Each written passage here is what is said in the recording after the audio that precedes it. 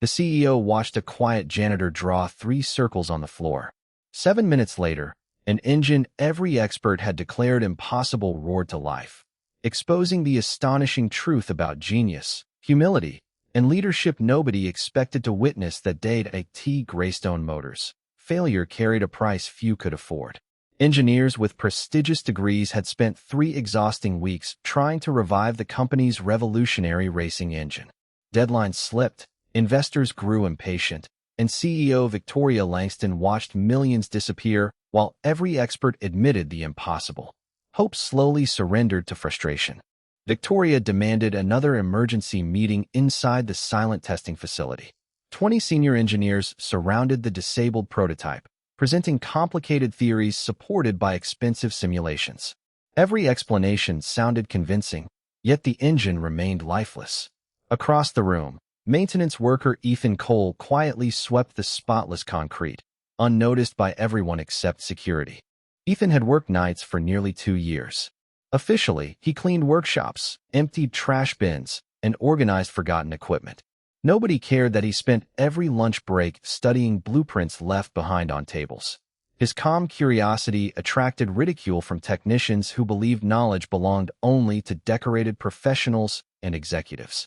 When another failed ignition attempt echoed through the building, one frustrated engineer kicked a toolbox across the floor. Victoria buried her face inside trembling hands. Investors expected a public demonstration before sunset. Without success, the company's reputation would collapse, competitors would celebrate, and hundreds of employees could lose their livelihoods forever. Ethan silently observed the engine room from a respectful distance. Something about the placement of diagnostic cables and vibration sensors disturbed him.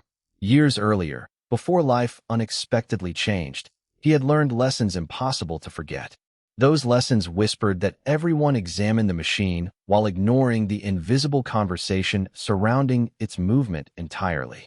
Gathering unexpected courage, Ethan approached carefully and politely asked whether he could inspect the floor beneath the engine stand. Laughter immediately filled the workshop. One engineer mocked the janitor's confidence. Another suggested handing him the company because apparently sweeping floors also qualified someone to rebuild million-dollar performance machines from scratch today. Victoria initially ignored him, but desperation transformed pride into reluctant patience.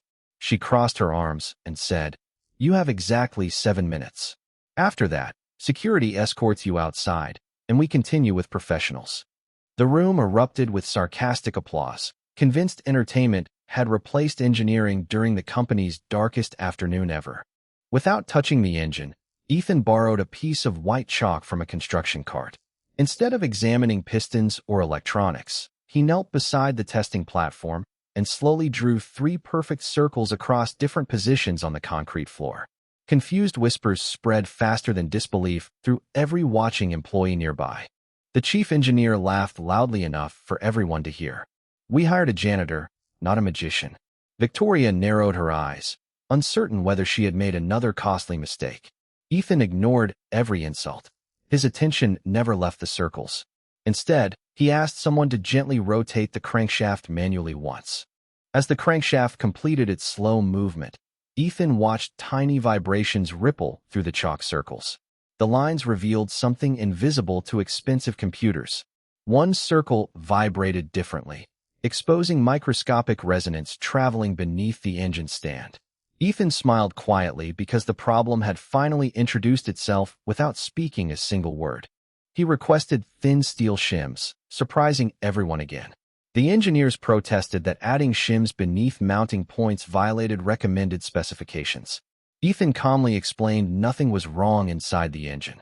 The entire platform amplified destructive vibrations, forcing sensors to report misleading timing information. The machine had been diagnosed while standing on an unstable foundation. Victoria hesitated only briefly before approving his request. Every failed strategy had already consumed weeks. Mechanics inserted the shims exactly where Ethan indicated using the chalk circles as guides. 7 tense minutes after he first stepped forward, Ethan nodded confidently and invited Victoria herself to press the ignition button once again. Silence swallowed the enormous workshop. Victoria inhaled deeply before pressing the glowing starter switch. For one unforgettable heartbeat, nothing happened. Then the engine exploded into perfect life, roaring with breathtaking precision. Every display flashed healthy readings. Shock replaced laughter instantly as stunned engineers stared at the janitor who had achieved the impossible. The thunderous roar echoed throughout Greystone Motors, shaking every window in the research facility. Engineers who had dismissed Ethan moments earlier stood speechless, staring at flawless diagnostic screens. Temperatures remained stable, ignition timing aligned perfectly, and vibration levels dropped dramatically. The impossible had become reality before their astonished eyes. Victoria slowly turned toward Ethan, disbelief written across her face. "Who are you?" she asked quietly. Ethan simply smiled and replied, "Someone who was taught to listen before trying to fix."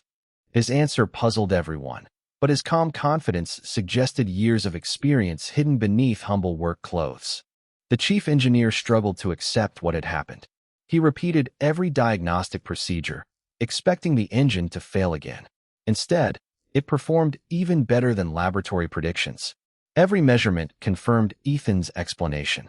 The unstable foundation had distorted sensor readings, leading brilliant experts toward completely wrong conclusions for weeks.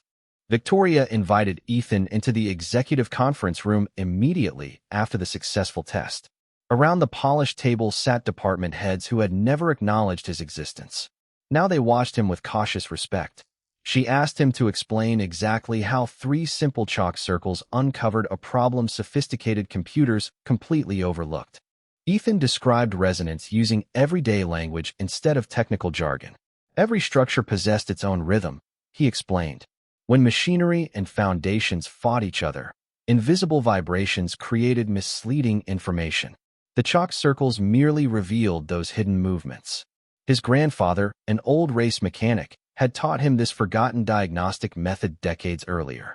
One executive asked why a man with such remarkable knowledge spent his nights cleaning workshops instead of designing engines. Ethan paused before answering. Years earlier, his father became seriously ill. Ethan abandoned engineering school to support his family through honest work. Temporary sacrifices slowly became permanent until everyone forgot his extraordinary potential. His story silenced the room.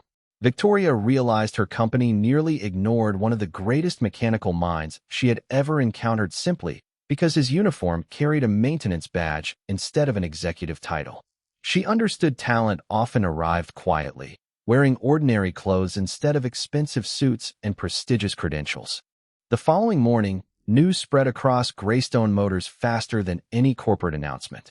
Employees gathered around Ethan with curiosity rather than mockery. Several engineers sincerely apologized for laughing at him. Ethan accepted every apology graciously, reminding them mistakes became valuable only when they transformed arrogance into wisdom and respect. Victoria made an unexpected announcement during the company-wide meeting. Effective immediately, Ethan would become Senior Mechanical Innovation Advisor. Gasps filled the auditorium.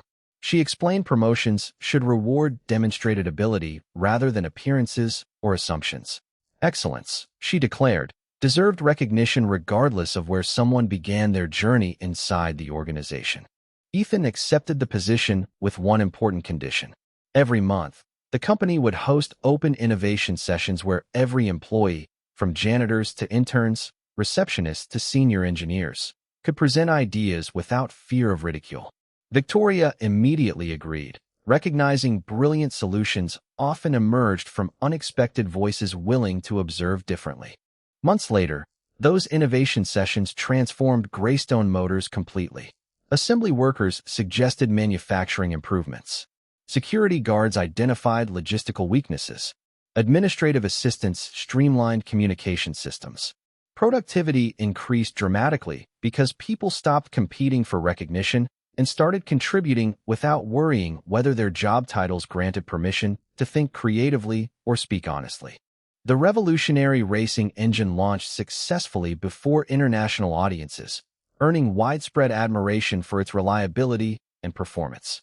Industry experts praised Greystone Motors for solving engineering challenges others considered impossible. Few reporters knew the breakthrough began not inside an executive laboratory, but beside three chalk circles drawn carefully across an ordinary concrete floor. During every major presentation afterward, Victoria shared the same unforgettable lesson. She displayed a photograph of those faded chalk circles and reminded audiences that assumptions often become the strongest barriers to innovation. Real leadership meant recognizing wisdom wherever it appeared, especially when it arrived from those society routinely overlooked and underestimated.